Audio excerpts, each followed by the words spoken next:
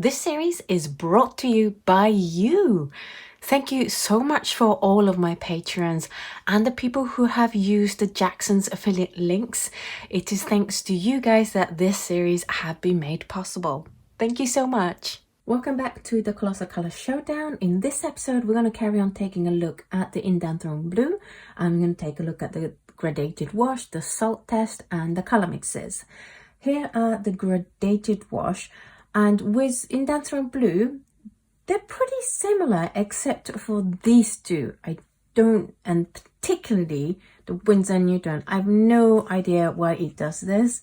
It's not ideal. What you want in this test is very clear 4 stages of change in intensity of the paint as I add more and more water. So for example, the Sennelier one is beautiful, it's great. This shows that it's going to give you great control in how dark or light your gradation is going to be and where they're going to go. This is ideal. I highly would recommend Sennelier if you're going to do a lot of gradation with it. I paint these exactly the same as all the other swatches, so they should have a nice rectangle of dark paint.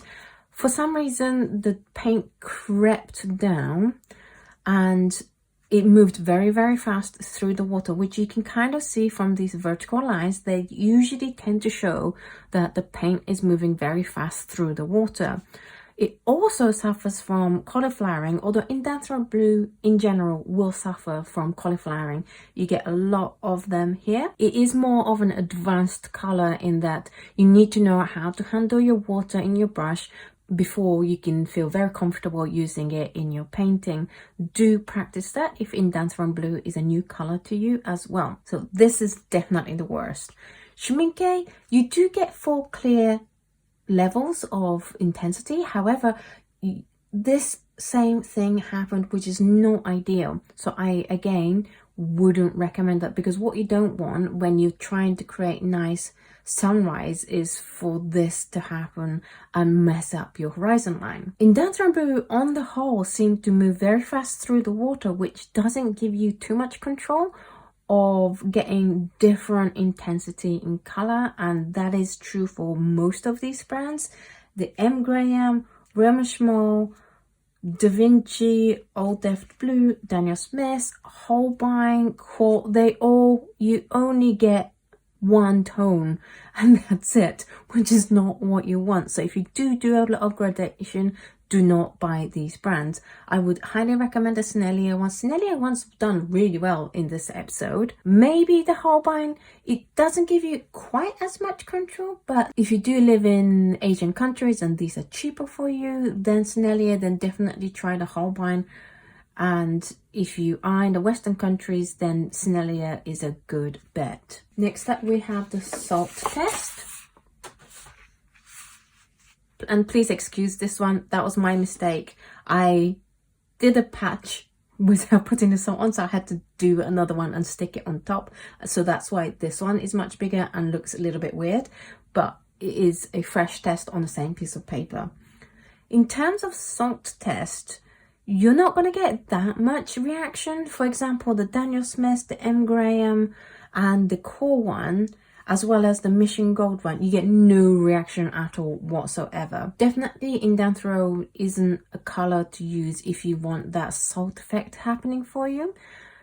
If you do absolutely want the Indanthrone in your painting and you want to direct the salt, then brands like Holbein, Schmincke, Old Holland, and MaimeriBlue does react to it the most. However, as I said, these two, I cannot in good conscience recommend these colors to you. So I would say Holbein, Schmincke, and maybe Winsor Newton. Winsor Newton one is much finer reaction. It's more like, do you remember there was a video where I was swatching Mission Gold on Arch papers and the paint was getting broken up and the white of the paper coming up? I'll see if I can link that video up here. It's that kind of look. It doesn't look on purpose. It looks like it was a badly painted paint swatch. So I would definitely, if you're going to go for salt, then maybe stick to Holbein and Schmincke. where you can get nice result. Little bit on the Sennelier as well, and again, Sennelier has done very well in this episode.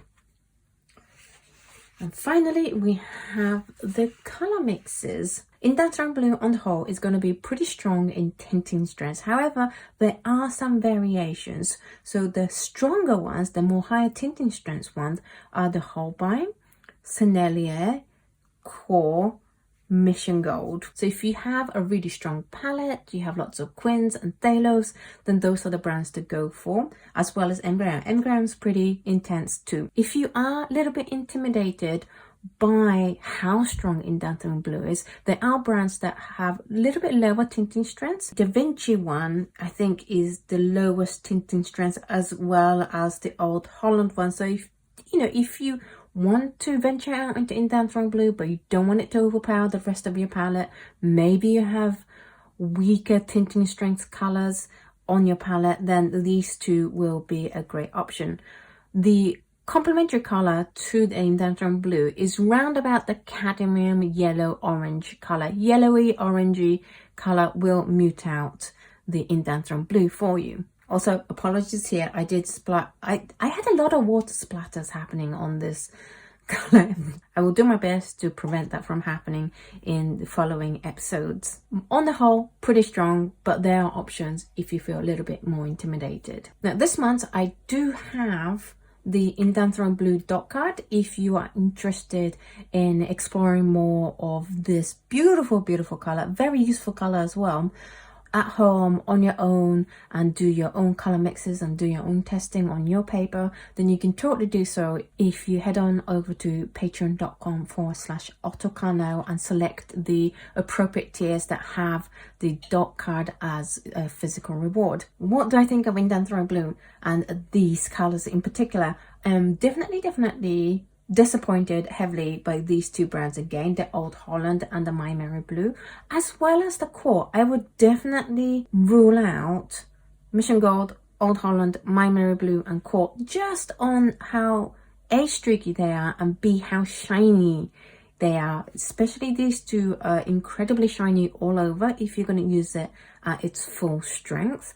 And to be honest, if you're buying Indanthrone Blue, I assume you're using it mostly for that deep dark blueness, although you might not.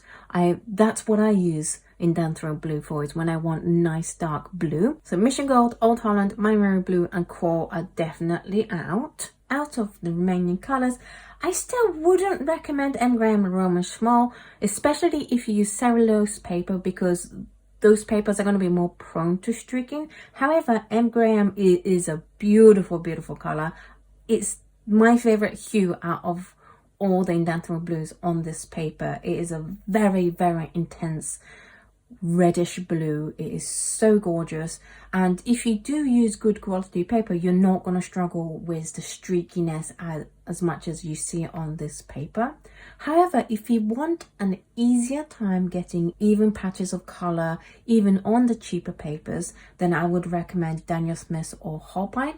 Probably Holbein if you are able to get it cheap, maybe from Asia, or you have friends in Asia that can get it for you, then I recommend the Holbein because it's easy to rewear, and the liquid that goes on paper, the water and paint mixture, feels nice and smooth and silky, whereas the Daniel Smith one, it feels a little bit gloopy, which is not really great, and you have to work harder at spreading the paint. However, I would say that Sennelier came out top for me in these tests, which was a surprise, because Sennelier usually have very different characteristics to the kind of paints that I certainly look for.